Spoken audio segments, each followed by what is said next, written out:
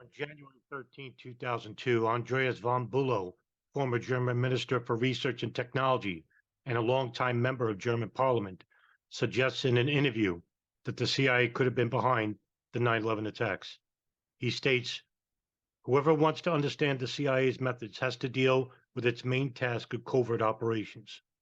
Below the level of war and outside international law, foreign states are to be influenced by inciting insurrections or terrorist attacks, usually combined with drugs and weapons trade and money laundering.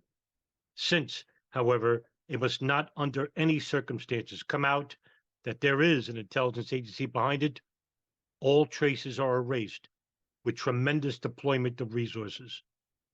I have the impression that this kind of intelligence agency spends 90% of its time this way, creating false leads, so that if anyone suspects the collaboration of the agencies, he is accused of paranoia. The truth often comes out only years later." In an example of covering tracks, Ephraim Halevy, head of the Israelis Mossad from 1998 to 2002, claims not one big success of the Mossad has ever been made public. On top of that, according to former CIA officer Robert Baer, a high-ranking CIA official tells a reporter off the record that when the dust finally clears, Americans will see that September 11th was a triumph for the intelligence community, not a failure. It is unclear why the CIA officer thinks this, and the reporter who tells Baer this story is not named. However, Baer comments that if that is what the CIA thinks, I'm scared to death of what lies ahead.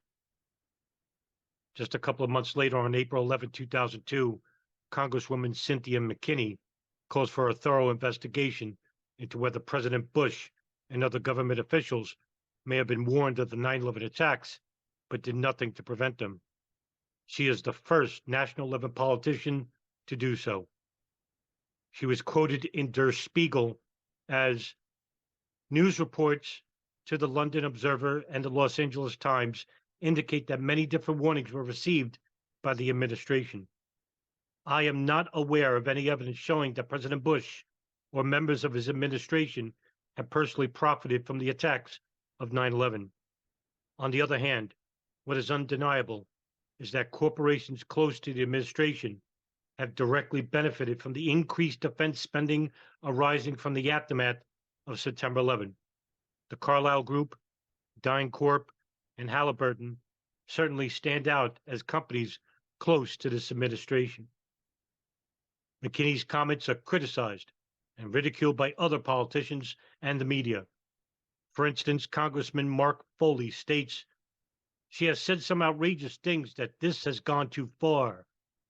Maybe there should be an investigation, as she suggests, but one focused on her."